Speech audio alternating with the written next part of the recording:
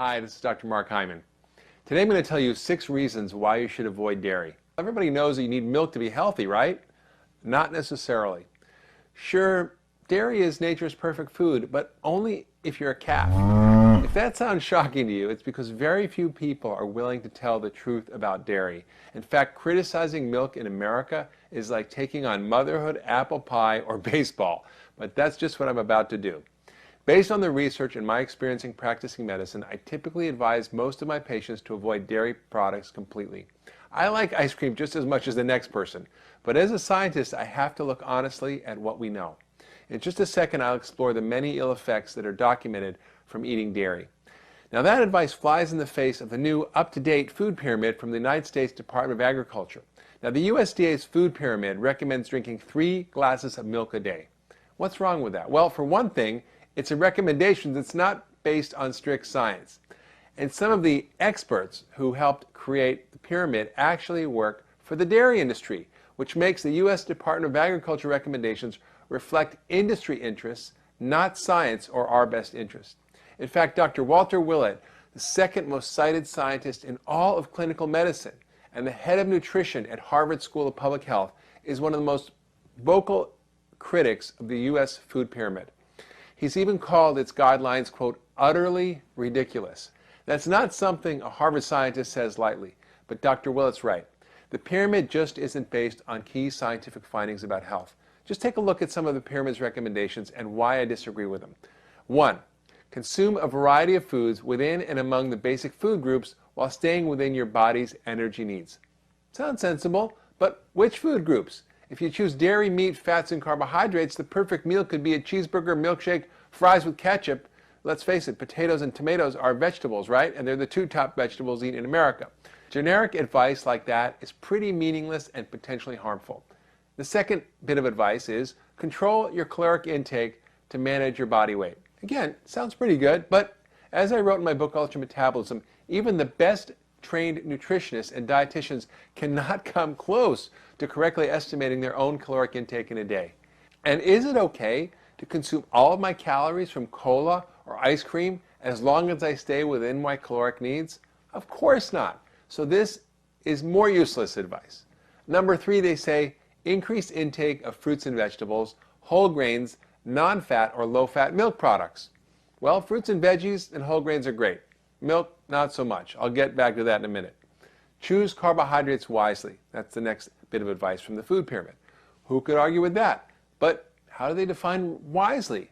The real advice here should be to cut down sugar intake from 185 pounds per person per year, which is what we currently consume, to less than a pound a year, to avoid flour products except as a treat, and stick to whole food carbohydrates like vegetables, fruits, whole grains, beans, nuts, and seeds. The next bit of advice is to choose to prepare foods with little salt. Not bad advice, but what if most of the food you eat is packaged or processed foods that you don't actually prepare and are full of salt? Like most Americans who eat half their meals outside the homes, this isn't helpful.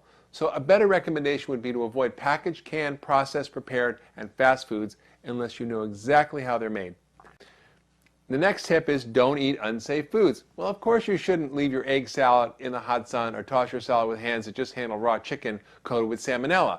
But the food pyramid guidelines don't mention pesticides, hormones, antibiotics, genetically modified foods, despite scientific evidence of their harm. Shame on the USDA.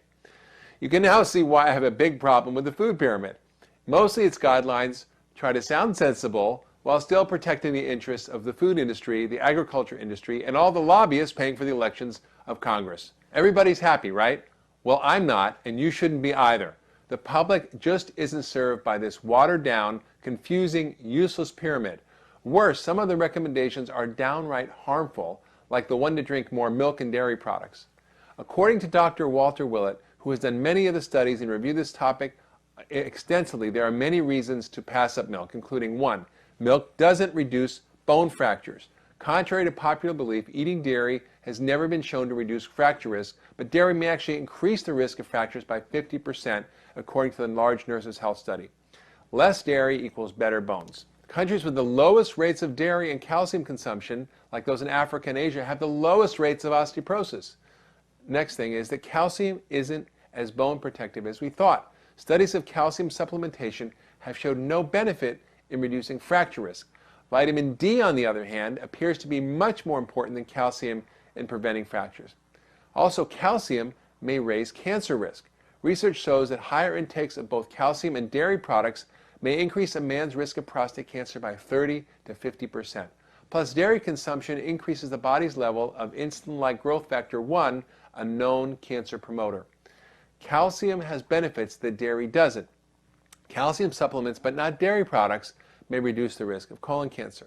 And another problem with dairy is that not everyone can stomach dairy. About 75%, or 3/4 of the world's population, is genetically unable to properly digest milk and other dairy products, a problem called lactose intolerance. So based on such findings, Dr. Walter Willett has come to some important conclusions.